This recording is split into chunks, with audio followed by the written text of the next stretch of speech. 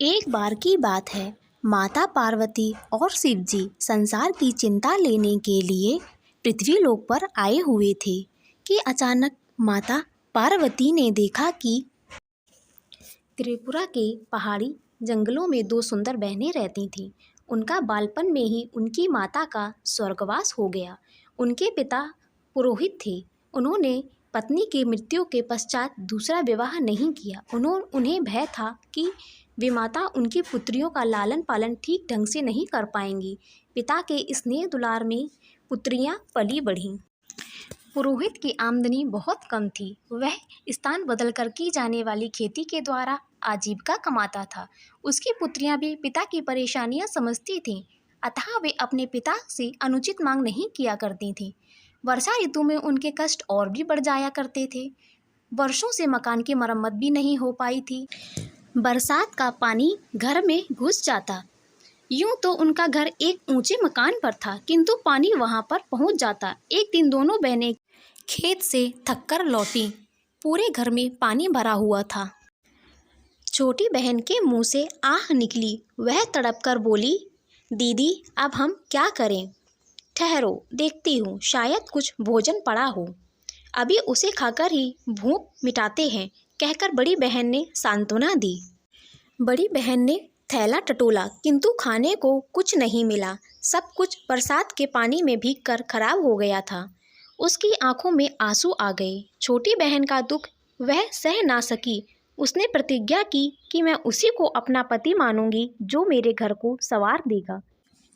जिस तरह सबके कष्ट दूर होते हैं, उसी तरह वह दुख भरी रात्रि भी बीत गई। अगले दिन जब दोनों बहनें घर लौटी तो घर की काया पलट देखकर दंग रह गईं। सारे घर की मरम्मत की जा चुकी थी। खाने पीने का सारा सामान भी मौजूद था। इतने खाद्य पदार्थ उन्होंने पहले कभी नहीं देखे थे। पुरोहित ने भी घर का परिवर्तन देखा तो उत्साह से बोला, हो ना हो, यह तो वन देवी की कृपा है। उससे तुम लोगों का कष्ट नहीं देखा गया, इसलिए उसने हमारी सहायता की है। पिता तो भरपेट खाकर सो गए, किंतु बड़ी बहन उनके अनुमान से संतुष्ट ना थी। वह चांदनी रात में बाहर आकर खड़ी हो गई।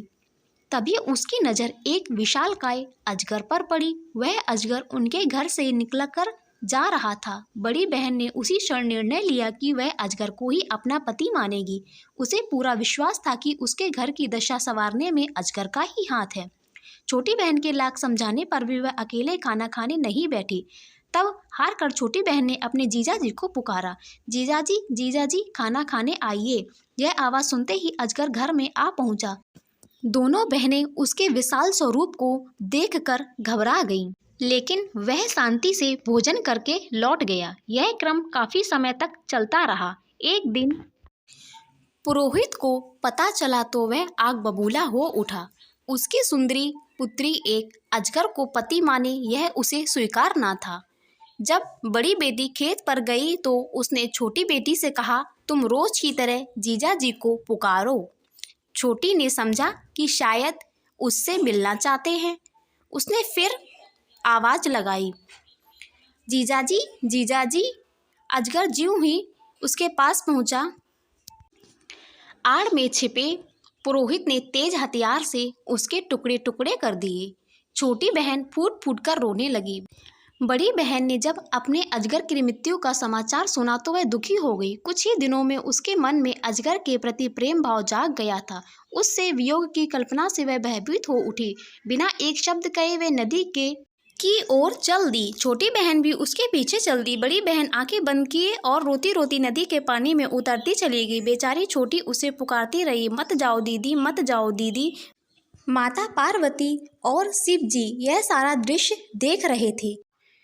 माता पार्वती से ये सब कुछ देखा नहीं गया। वह चिंतित होकर महादेव से बोली, हे प्रभु, आप इस कन्या के कष्टों को दूर करिए। मुझसे ये सब कुछ देखा नहीं जा रहा है। महादेव ने जब पार्वती को चिंतित देखा, उनको उदास देखा, तो उन्होंने पार्वती से बोला, जैसी तुम्हारी इच्छा पार्वती। बड़ी बहन ज्यों हुई नदी में उतरी तो सीधे एक राजभवन में पहुंच गई। जल के नीचे इतना सुंदर महल देखकर वह दंग रह गई। प्रवेश द्वार पर उसका अजगर पति स्वागत के लिए खड़ा था। उसके बाद वह वहीं सुखी पूर्वक रहने लगी। महादेव के आशीर्वाद से उस कन्या के सारे कष्ट दूर हो गए थे। माता पार्वती ने जब यह सब देखा तो वह बहुत ही प्रसन्न हुई और महादेव को धन्यवाद किया। महादेव भी माता पार्वती को प्रसन्न देखकर बहुत ही खुश हुए और कैलाश पर्वत वापस चले गए। यदि आप इस चैनल पर नए हैं तो चैनल को लाइक एंड सब्सक्राइब करना ना भूलें। धन्यवाद।